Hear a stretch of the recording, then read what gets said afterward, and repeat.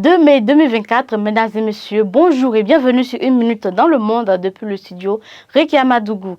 Démarrons avec le Nigeria où le gouvernement a approuvé l'augmentation de 25 à 35% le salaire des fonctionnaires. Les pensions des retraités ont aussi été revalorisées. L'annonce a été faite mardi, la veille de la fête du travail, mais le Congrès du travail au Nigeria dénonce le caractère exclusif de la mesure.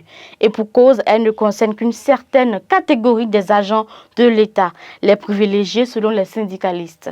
Aussi, la Confédération syndicale demande-t-elle au gouvernement d'étendre la disposition à l'ensemble des fonctionnaires.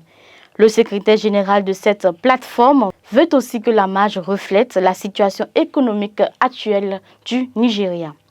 Guerre Israël-Hamas, le président colombien annonce rompre les relations diplomatiques avec Israël. Je cite, « Demain, les relations diplomatiques avec l'État d'Israël seront rompues ». Fin de citation a prononcé le président de la Colombie, Gustavo Petro, le mercredi 1er mai 2024. Il dit vouloir rompre tout lien diplomatique avec Israël, qualifiant le Premier ministre Benjamin Netanyahou de génocidaire. Je cite, « On ne peut pas revenir aux époques de génocide, d'extermination d'un peuple entier », fin de citation, a ajouté le président dans un discours prononcé devant ses partisans à Bogota.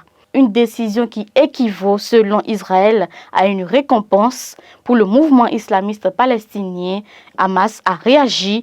Mercredi, le ministre israélien des Affaires étrangères, Israël Katz, qualifiant d'antisémite le président colombien Gustavo Petro. La Colombie rejoint ainsi la Bolivie et Belize, qui avaient mis fin à leurs relations diplomatiques avec Israël fin 2023.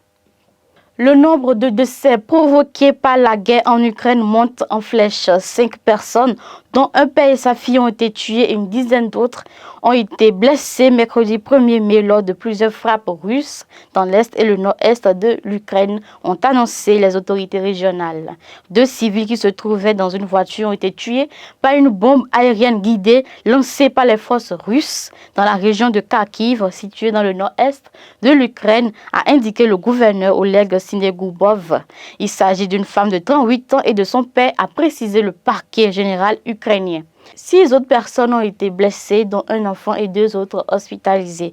Plus tard dans la journée, une femme de 67 ans a succombé à ses blessures à la suite d'un bombardement russe sur le village de Lelyukivka, dans la même région, a indiqué le gouverneur. Le responsable a affirmé que les troupes russes avaient attaqué la ville à l'aide de lance-roquettes.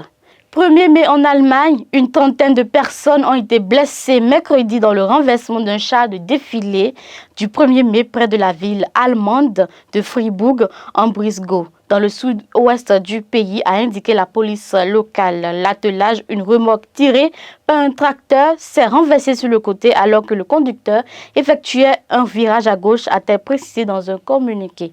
Parmi la trentaine de personnes qui ont été blessées dans l'accident, 10 l'ont été grièvement, selon la police. Les victimes ont été prises en charge par de nombreuses forces de secours, dont plusieurs hélicoptères de sauvetage, notamment en provenance de Suisse, a encore indiqué la police. Les faits sont survenus vers 13h05, 11h05 GMT sur une route aux abords de la ville de Kanden, à quelques dizaines de kilomètres de Fribourg en Brisgau et de la frontière avec la France. Bouclons cette session d'information avec le Bénin où la Confédération syndicale des travailleurs du Bénin, CSTB, a annoncé à travers un communiqué l'arrestation de 112 personnes lors de la marche du 1er mai à Cotonou. La marche prévue le 1er mai, jour de la fête du travail, ne s'est pas bien déroulée car interdite par les autorités.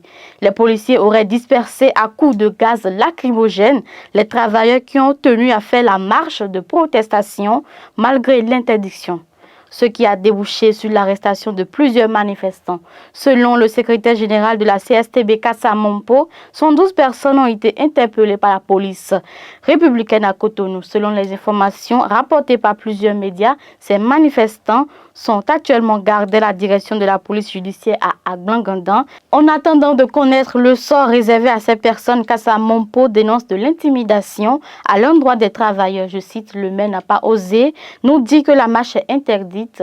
Le préfet n'a pas osé dire que la marche est interdite. On a constaté seulement qu'ils ont commencé par déployer les policiers la nuit pour interdire une marche des travailleurs un 1er mai.